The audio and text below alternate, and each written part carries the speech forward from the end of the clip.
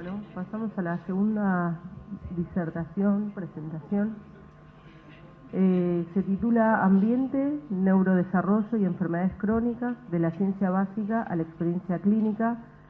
El doctor Nicolás Loyácono, jefe del área de Ambiente, Salud y Neurodesarrollo de la Cuarta Cátedra de Medicina Interna del Hospital de Clínicas de la UBA y miembro de la Sociedad Argentina de Medicina Ambiental. ¿Está bien? Bueno, ¿te parece bien 10-15 minutos para la presentación? Bueno. Muchas gracias, buenas tardes. Reiterativo, pero gracias por la invitación. Cuando uno viene a compartir esto que le dice, bueno, de la ciencia básica a la experiencia clínica, detrás de este título hay neurólogos aquí presentes, una doctora que nos acompaña de Bahía Blanca, María Alejandra Jartiza, neuróloga pediatra, hay investigadores de CONICET, hay otros pediatras, hay papás de pacientes, hay pacientes involucrados también, por lo que esto es un trabajo interdisciplinario de principio a fin, que tiene ya más de 10 años de trayectoria y que hace poquito se ancla dentro de la estructura de la Universidad de Buenos Aires, dentro de la estructura del Hospital de Clínicas, desde la Dirección de Docencia e Investigación del doctor Roberto Iermoli. Entonces, somos varios los que estamos trabajando en este modelo de abordaje de lo que es patología compleja derivada del ambiente, para revisar un poquito la medicina genética que hemos estudiado durante mucho tiempo y pensar en una medicina ambiental con una participación de lo que la epigenética significa en una magnitud bastante importante, y encontrando también algunas mejores explicaciones en esta dinámica de pensar la interacción entre lo que significa una enfermedad determinada genéticamente, que están ya muy bien descritas, a pasar a enfermedades derivadas del ambiente en las cuales subyacen vulnerabilidades que pueden estar genéticamente determinadas, pero que no significan una patología completamente en sí. Se termina en vulnerabilidad y que determinados estímulos del ambiente y determinados déficit de nutrientes, etcétera, generen problemas de salud en niños, adolescentes, adultos, ¿sí?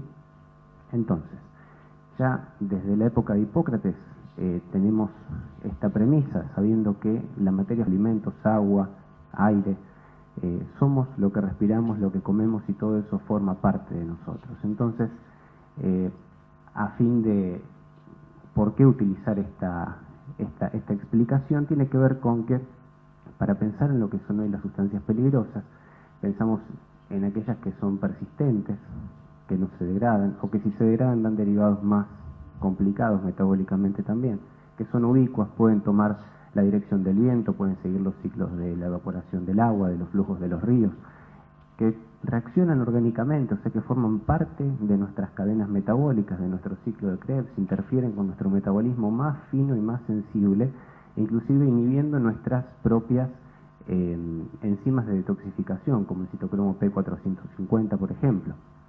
Se bioacumulan, se magnifican, como podemos ver en esa imagen. Si nosotros tomamos una medida de un contaminante en el agua y esta fuera 1, por ejemplo, en el siguiente pasito de la cadena alimenticia, por ahí del agua pasa al plancton, en el plancton ya sería 10, y así sucesivamente hasta llegar por ahí a los consumidores finales de los peces más grandes de nuestras mesas, y nosotros estaríamos quizás ya cerca del 1.000.000, cuando en el agua era 1.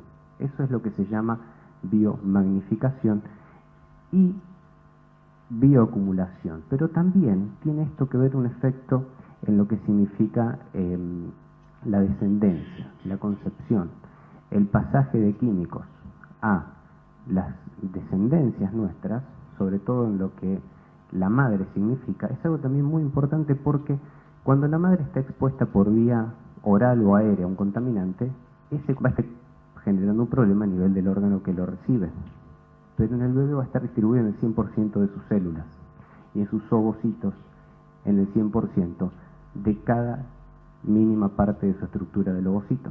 Por lo tanto, la generación que sigue, por favor adelante, va a tener una buena parte de esos contaminantes en el 100% de su estructura. La toxicología piensa en procesos agudos. Acá estamos en exposición crónica y a bajas dosis. Hay que establecer dosis-efecto por sinergia, como mostraba recién el doctor, cosa que es muy interesante, y sobre todo en etapas preclínicas de las manifestaciones, que pueden ser muchas veces complejas y los médicos no estamos quizás a la fecha entrenados para detectar estos problemas por la sinergia del impacto acumulativo y transgeneracional de los contaminantes del ambiente. Establecer indicadores claros, tempranos y de uso expandido.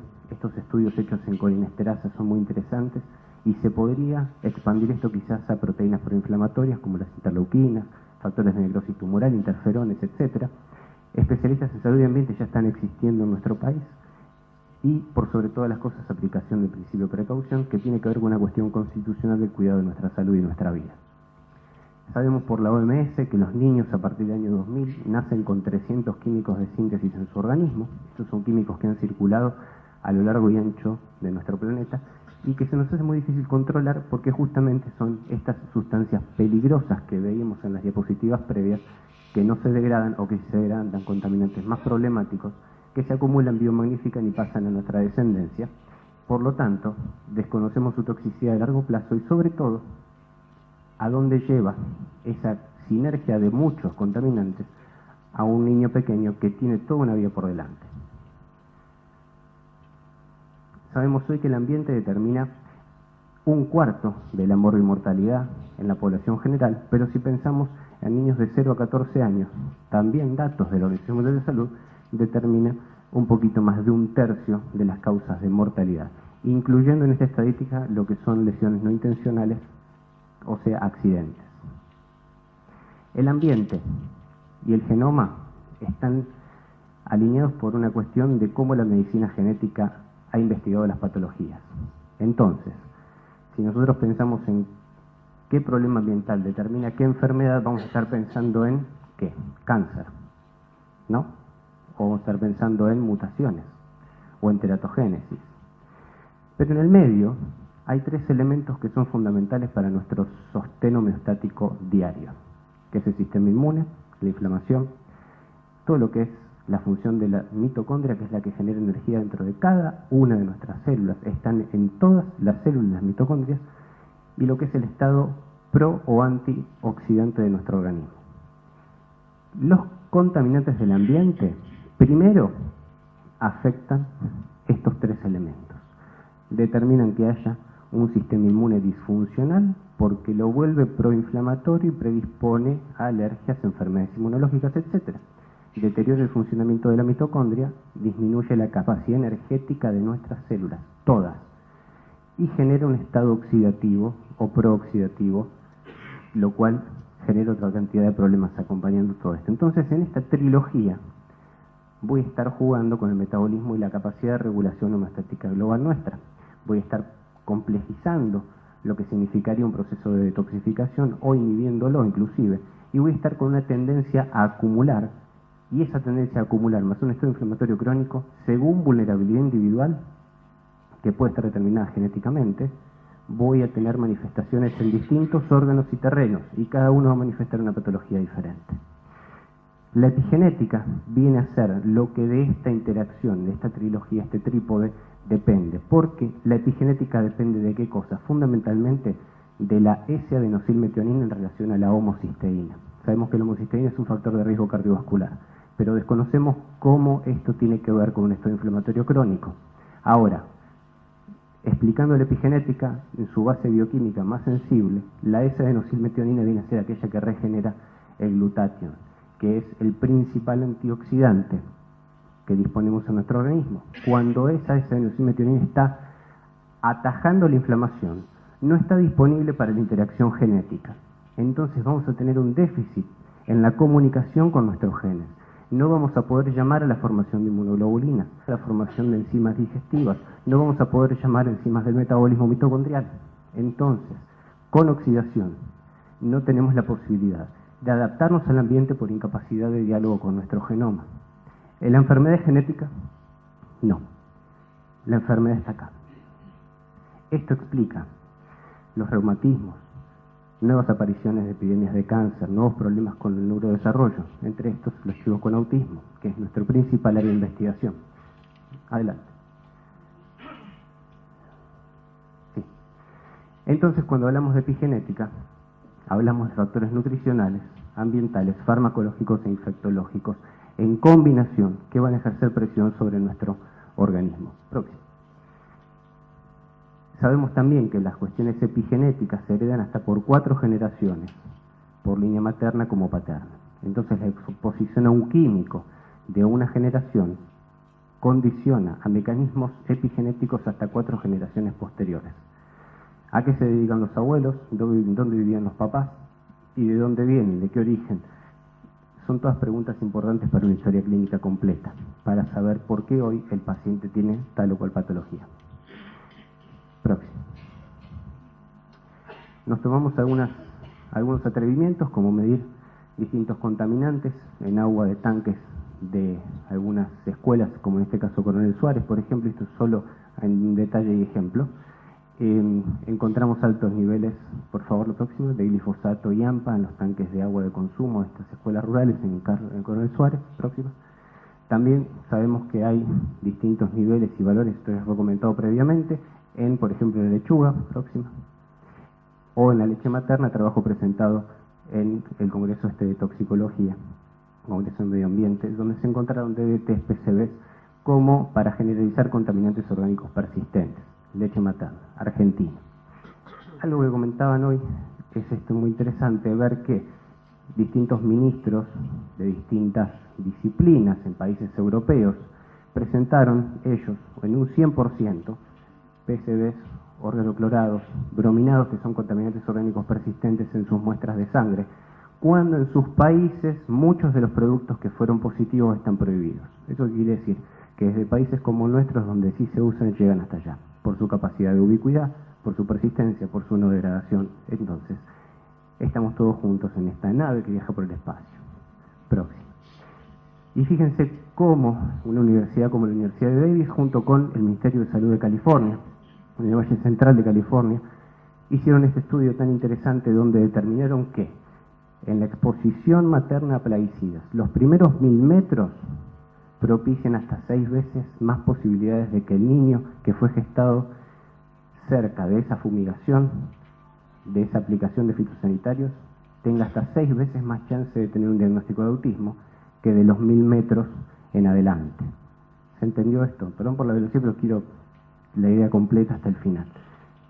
¿Por qué? Porque hoy sabemos que los trastornos del neurodesarrollo, como la mayor parte de las enfermedades crónicas, tienen de base, ¿qué dijimos? Problemas mitocondriales, inmunológicos, endocrinológicos y oxidativos. Y acá agregamos una alteración de neurotoxicidad que determinan organoclorados, piretroides, fosforados, etc. Entonces, saliendo del paradigma genético de la patología y pensando en lo genético como una vulnerabilidad, no como un determinante causal, y agregándole todo esto que propician los contaminantes, sabiendo que las causas de muertes por temas ambientales hasta los 14 años son de un 36%, y esto determinado por la Organización Mundial de la Salud, agregándole estos factores, tenemos hoy, ¿no?, de cada 25 chicos tiene un diagnóstico de autismo en los países occidentales. Próximo. Esto es 1 cada 25, son 4 cada 100. ¿Qué hacen los plaguicidas? Retraso del neurodesarrollo de 2 años. Entonces empezamos la escuela primaria a los 8. No sé si hay de educación, pero hay que pensarlo. Incremento de la presión arterial sistólica, una alteración en el crecimiento general, o sea, genera esto una pandemia de crecimiento y desarrollo que es enorme. Entonces los chicos empiezan a estar por debajo de los percentilos de crecimiento y desarrollo. Próximo. Alteran la memoria a corto plazo, tiempo de reacción lentecido, desarrollo mental inapropiado, autismo. Próximo. Sucede esto por daño directo, pero también indirecto. Los plaguicidas generan inflamación, alteran la mitocondria, el sistema inmune, pero también, esto es una foto histológica del intestino, de la parte terminal, donde vive el 70% del sistema inmune. Es el ilion terminal. Ahí el sistema inmune vive y se regula.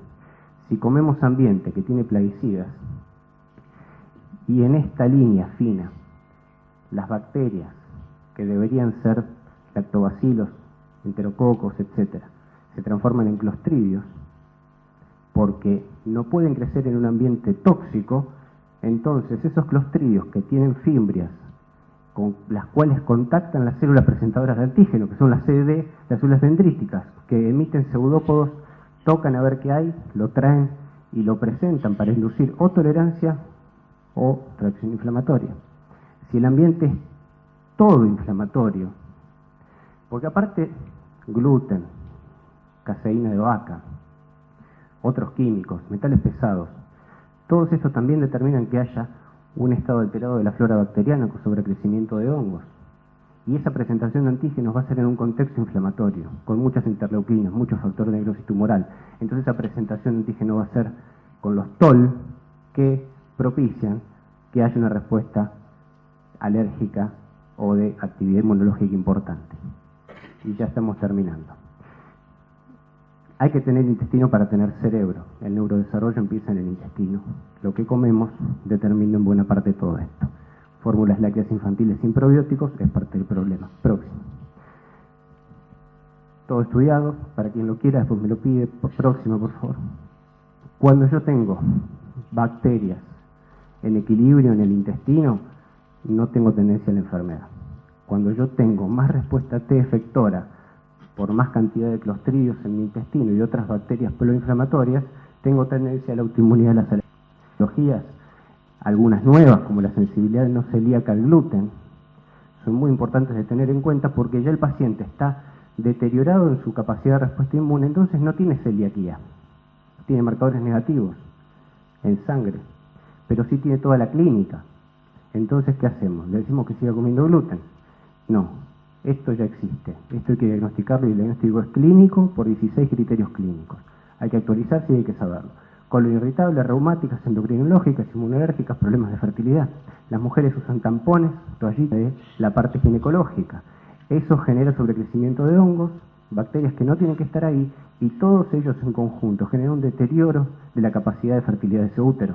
Entonces, hay que buscar por otro lado. Próximo. ¿Qué pasa con el glifosato y la inhibición de la capacidad de detoxificación? Próxima. Ya termino. Próxima. Las estadísticas de autismo, 1 en 25. Antes había uno por escuela, después van a haber 1 en 2. Próxima. Próxima. Esto sirve para determinar si hay vulnerabilidad genética. Me dice si hay metabolismo alterado en distintos aspectos de nuestra biología, ¿sí? Y final, empiezo por los problemas médicos que estábamos hablando antes, por el ambiente, lo gastroenterológico, lo fungal, parasitario, bacterias, virus, sistema endocrino, y a partir de acá puedo trabajar con todas las enfermedades crónicas desde otro ángulo, propiciando una mejor salud global, no pensando solo en el diagnóstico y en el marcador, sino pensando en que la patología crónica es por debajo todo esto, ¿sí? Y final. Gracias.